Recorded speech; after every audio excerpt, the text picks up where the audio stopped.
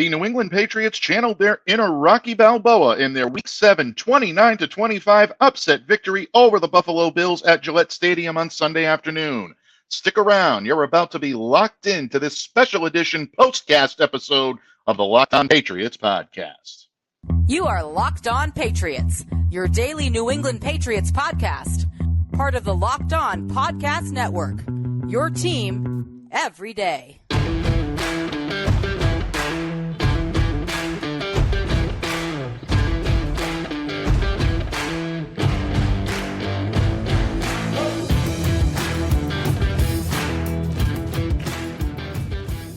Hello to all of you Foxborough faithful. Thank you once again for making Locked On Patriots a daily part of your New England Patriots coverage. Hopefully your first listen each and every day. Remember, download, subscribe to, follow Locked On Patriots wherever you get your podcasts to get the latest episode as soon as it's available.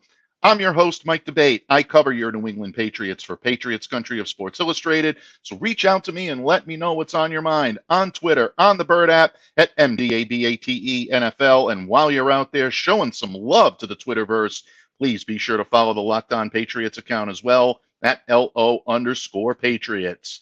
And Pats fans, that's right. Do not adjust your listening device. Your New England Patriots are 2-5 after a 29-25 victory over the Buffalo Bills at Gillette Stadium on Sunday afternoon. I know all of you everydayers out there, when you heard me mention Rocky Balboa, you all know I love my movie quotes. Your New England Patriots chose to be defined on Sunday by how hard they could get hit and keep moving forward.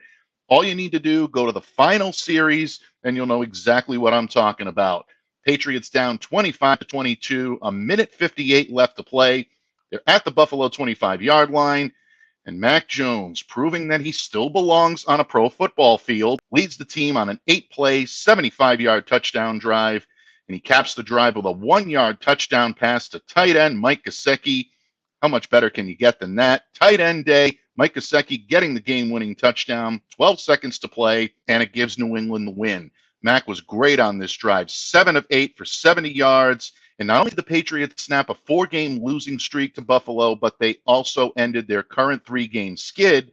That was their longest losing streak since 2020. So the Patriots fought their way back from football extinction. And what was most impressive about this victory to me, folks, they absorbed the Bills' best comeback effort, and then they gave them back one of their own. And it's not like they didn't make costly mistakes in this one. The Patriots still continue to hurt themselves with penalties. They had 8 penalties for 59 yards in this game. And I know a lot of you out there remember Kendrick Bourne's fumble. Potentially, that could have been a game-losing fumble. 4:54 remaining in the fourth quarter. But the Pats, again, like Rocky, took the hits. They kept moving forward. And now they live to fight at least for one more week. And that's not going to be an easy task with the Miami Dolphins and a matchup down in South Beach. And we're going to get to Miami later in the week here, but let's enjoy this win for what it is, folks. And it wasn't a flawless performance, but the Patriots had plenty of positives to take from their second win of the season. And let's start with the obvious, and that is quarterback Mac Jones, folks. Deserves a lot of credit for the way he played in this game. Mac has been much maligned over the course of the last couple of weeks, and a lot of it has been deserved. Some of it undeserved. But when you look at how he played in this game, he took that uncertain, uncomfortable aura that he's been exuding for the last few weeks, and he turned it around. He turned it, I believe, what's his best performance of 2023. And the reason why he did it is he got back to basics. Ultimately, the stat line that he finished with is 25 of 30, 272 yards, 2 touchdowns, and a completion percentage of 83.3%. That's his third career game with a completion percentage of at least 80%. So Mac was picking his targets efficiently, and he was hitting them. And that's when he's at his best. You really saw this come to life on the final series. Mac was making quicker decisions. He was more precise in where he was placing his passes. And a lot of that was really due to solid protection from his offensive line. And I'm going to give the O-line a little love in just a moment. But in order for Mac to neutralize Buffalo's linebackers and their secondary from getting after him, Bill O'Brien did a very smart thing. He devised a game plan that allowed Mac to lean on the running game early, facilitate play action, and even though Bill typically has a fondness for 2 tight end sets, and we did see some of those on Sunday, folks, he mixed in some 11 personnel. And this brought a smile to my face because I actually wrote about this for Sports Illustrated prior to the game, stating that in order for Mac to be able to neutralize what Buffalo does well, line up in 11 personnel and do it early. And the Patriots didn't waste any time. They used that 11 personnel, the one running back, the one tight end, the three receivers. They opened their first series in 11 personnel. And what it does is it lets Mac utilize that intermediate area of the field. They can advance the ball that way. Hit Demario Douglas, Tyquan Thornton, short yardage catches in the first series. That set up a 14-yard run by Ramondre Stevenson, and all of a sudden you're advancing the ball down the field. Those incremental gains may not be much on their own. Well, I shouldn't say that. A 14-yard run from Ramondre Stevenson is pretty impressive, but it sets up the big ticket play. And the Patriots actually connected on one on this drive. A 25-yard catch and run by Pharaoh Brown, who was again phenomenal in this game. And the drive only ended in a field goal, but it really put the Buffalo Bills on notice. The Patriots are going to be aggressive. They're going to move the ball down the field. They're not going to take unnecessary deep shots, and they're not going to be intimidated. While Mac deserves a lot of credit for a lot of what he did on the field on Sunday, I think the thing he deserves most credit for is taking what the defense gave him and using it to his advantage. We haven't seen Mac do that in quite some time, and when he does, he's a much different quarterback and a much better quarterback than we've seen recently. So a tip of the cap, a nod to the gods to Mac Jones, who I thought had a very good game, and if he's proud of that performance, well, folks, he should be. But if we're being honest, I still believe the standout performer of the day, and judging by the social media posts, I think most of you out there will agree with me, is Demario Pop Douglas. Folks, this kid defines the word playmaker. He just truly is one of the more special talents on this team. And I believe this entire offensive performance that the Patriots put out on Sunday wouldn't have been possible without Demario in the lineup. Caught 4 passes for 54 yards. His most impressive was a 19-yard strike down seam in the fourth quarter, helping to set up New England's eventual comeback effort. But he wasn't only productive as a pass catcher. He also returned a punt for 25 yards, and he looked pretty good doing it, and he added a rushing carry for 20 yards as well. So this kid is proving to be a versatile weapon in all aspects of the offense for New England and even on special teams. But where he's most effective is out of the slot in short yardage, because this kid can make things happen with the ball in his hands. He doesn't have the greatest height in the world. We all know that, but that height differential he uses to his advantage. And he did this a lot on Sunday. He has a knack for being able to anticipate his defenders' techniques for attacking him, especially when they play him in soft coverage. That's a huge mistake to play Demario Douglas in soft coverage. That's a strategy that served him well way back to his days over at Liberty. Now, he's got the necessary speed and the skill to be able to beat his tacklers when he's got the ball in his hands in open space. We saw that a few times on Sunday as well, and he'll use everything he has to his advantage. That's why I believe Demario Douglas was essential in helping Mac Jones and the Patriots offense keep the Bills on their heels early. We need to see a lot more of this kid. And I also want to give a tip of the cap to Kendrick Bourne as well, who, save for that fumble, I think also had a very good game. These two are your top receivers. Keep the ball in their hands, keep the running game going, and I think the Patriots may be on to something here offensively. So good day all around right now for the offense. But what about the defense, folks? And what about that preventive unit keeping Mac Jones clean? In just a moment, I'm going to give some well-deserved love to the Patriots defensive line and the offensive line when this special edition postcast episode of the Locked On Patriots podcast continues right here on the Locked On Podcast Network, your team every day. Locked On listeners, snap into action this NFL season with FanDuel, America's #1 sportsbook. Right now, new customers get $200 in bonus bets, guaranteed when you place a $5 bet. That's $200 in bonus bets, win or lose. If you've been thinking about joining FanDuel, there is no better time to get in on the action than right this minute. Their app is so easy to use, and there's a wide range of betting options, including spreads, player props, over-unders, and so much more. Don't delay. Do it today. Visit FanDuel.com/lockedon and kick off the NFL season. FanDuel, official partner of the NFL. Patriots fans, thank you once again for joining me here today on Locked On Patriots, a special brief postcast edition of Locked On Patriots, giving you my initial thoughts of the Patriots' 29-25 victory over the Buffalo Bills, moving them to 2-5 on the season.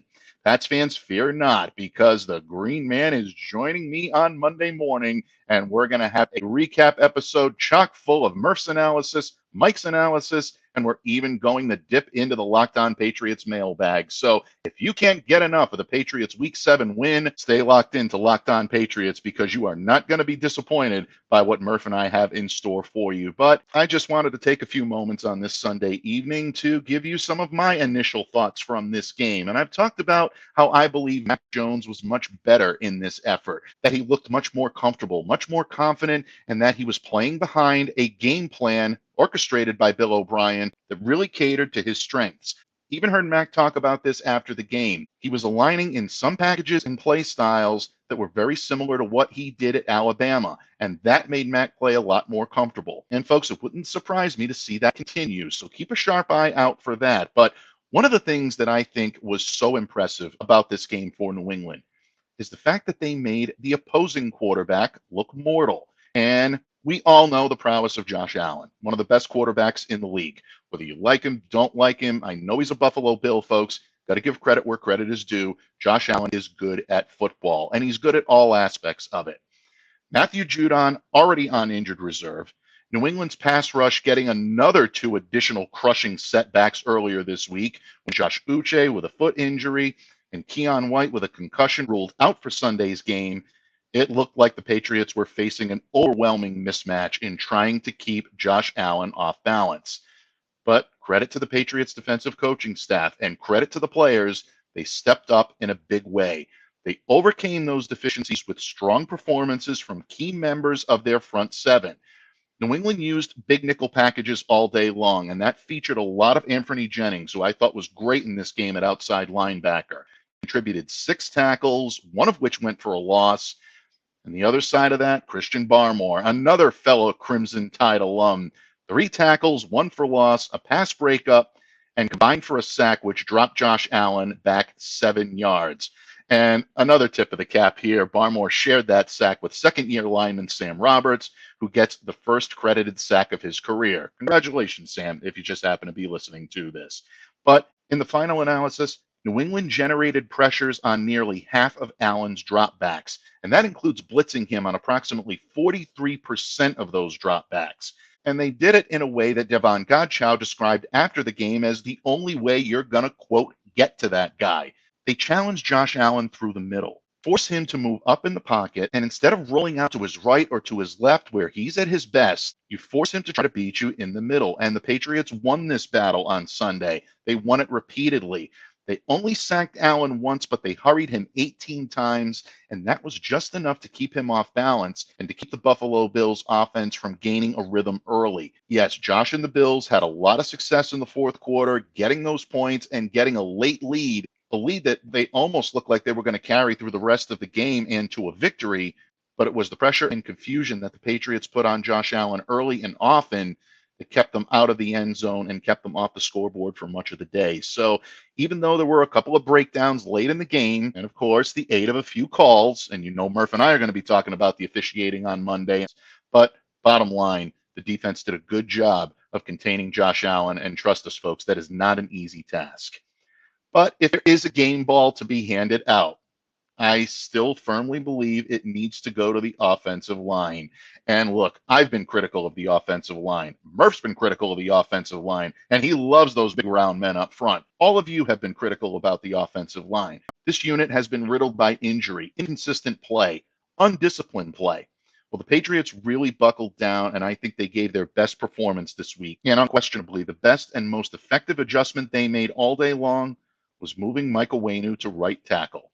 Now, I know, folks, I've said it several times. I was against it. I didn't believe the Patriots should do it. I admit I was wrong. Onwenu looked great at right tackle today, and the Patriots' offensive line looked cohesive for the first time, maybe all season long. And it really shouldn't be that much of a surprise. He's played there before. He played over 600 snaps at right tackle during his rookie season in 2020.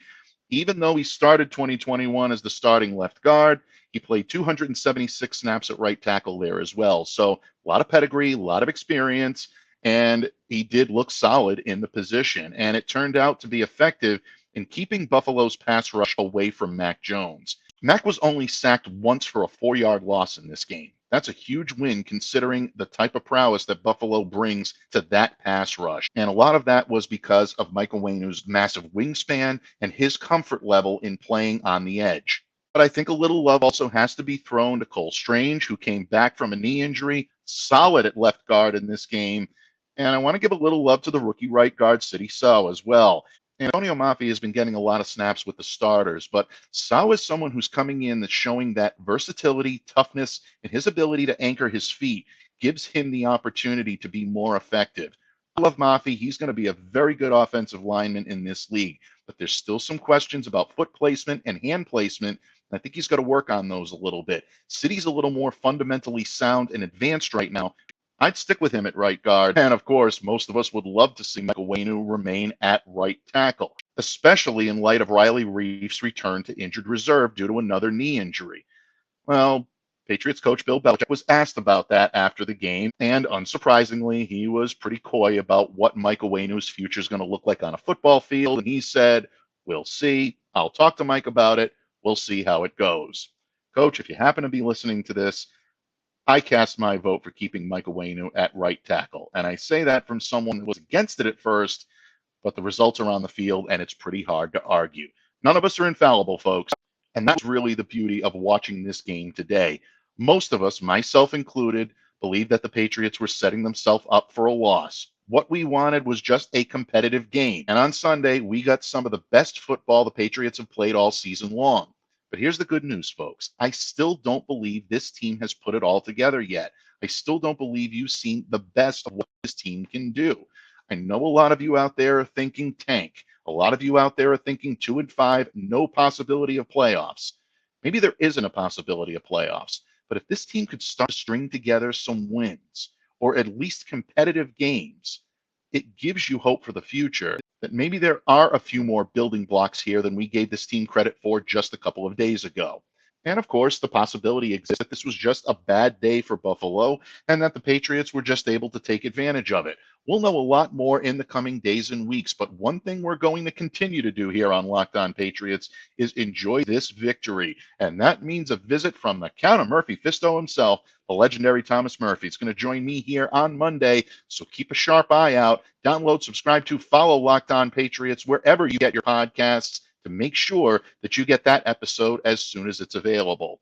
Pats fans, I thank you for joining me on this brief postcast episode of Locked On Patriots. I'm your host, Mike Debate, reminding you to stay safe and to stay well and to be the change you wish to see in the world. Have a great day, everyone, and we'll see you back here again on Monday on Locked On Patriots.